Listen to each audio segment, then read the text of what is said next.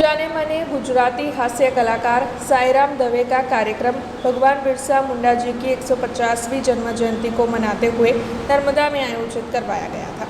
गुजरात राज्य संगीत नाट्य अकादमी और नर्मदा जिला प्रशासन ने मिलकर कल शाम को एकता नगर स्थित एकता ऑडिटोरियम पर भगवान बिरसा मुंडा की 150वीं जन्म जयंती को मनाते हुए संस्कृति और थीम आधारित कार्यक्रम का सुंदर आयोजन करवाया गया था।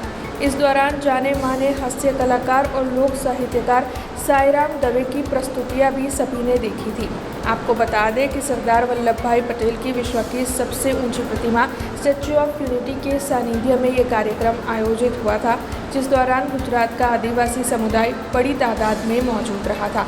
साथ ही चुने हुए जनप्रतिनिधि, राजनीतिक अग्रणी और साथ ही एकता नगर के अन्य कई अग्रणियों की मौजूदगी वहां पर दर्ज की गई थी। आज एकता नगर ऑडिटोरियम खाते भगवान बिरसा मुंडानी 150મી जन्मजयंती निमित्ते सरस मजानो कार्यक्रम वहीवटीतंत्रे મને જ્યારે આમંત્રણ આપ્યું ત્યારે સનાતન ધર્મની વાત, વર્ષો પહેલાં આઝાદીના ઇતિહાસમાં વનવાસી બંધુઓએ જે યોગદાન આપેલું એનું પુણ્યસ્મરણ કરવાનું મને સદભાગ્ય મળ્યું। સાથોસાથ સનાતન ધર્મની કેટલીક વાતો સાથે હળવીફૂલ શૈલીમાં લોકોએ ખૂબ દિલથી આ કાર્યક્રમને માણ્યો। આવા કાર્યક્રમો થાય તો જ આપણી સંસ્કૃતિનું આદાન પ્રદાન થઈ શકે અને સરસ મજાના આદિવાસી નૃત્યો પણ મેં નિહાળ્યા તો ભાદર અને નર્મદા ભેગી થઈ હોય એવો એક સમન્વય સુભગ જોવા મળ્યો।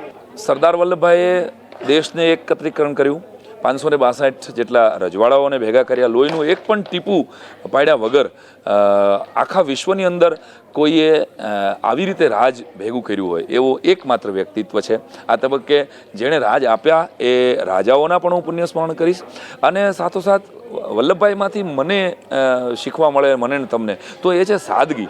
આટલી ઊંચાઈ ઉપર પહોંચ્યા પછી પણ જેના જીવનમાં ખૂબ સાદગી હતી ત્યારે વલ્લભભાઈમાંથી જો આપણે સાદગીને કોપી પેસ્ટ મારશું તો મારી દૃષ્ટિએ આવનારા દિવસોમાં આપણી 20 વર્ષની દીકરી કે દીકરો સુસાઇડ નહીં કરે। જિલ્લા વહીવટી તંત્ર દ્વારા આ જે કાર્યક્રમ કરવામાં આવ્યો હતો એનો મુખ્ય ઉદ્દેશ આદિવાસી સંસ્કૃતિ અને પરંપરાને ઉજાગર કરવી તથા લોકનૃત્યોને લોક હૃદય સુધી પહોંચાડવા માટેનો આ સરકારશ્રીનો જે કાર્યક્રમ હતો એમાં જે સૌરાષ્ટ્રના જાણીતા કલાકાર સાઈરામ દવે તથા અહીં લોકલ આદિવાસી જે કલાકારો છે એનું નૃત્ય ગાન કરવામાં આવ્યું અને એ રીતના આ સમગ્ર કાર્યક્રમ સફળતાપૂર્વક પાર પડ્યો છે। એ બદલ હું આ જિલ્લાના પદાધિકારીશ્રી, अधिकारीश्री તથા પ્રજાજનનો હું ખૂબ ખૂબ આભાર માનું છું। हमसे जुड़े रहने के लिए हमारे YouTube चैनल को सब्सक्राइब करें और नई वीडियो की नोटिफिकेशन के लिए बेल आइकॉन को दबाएं।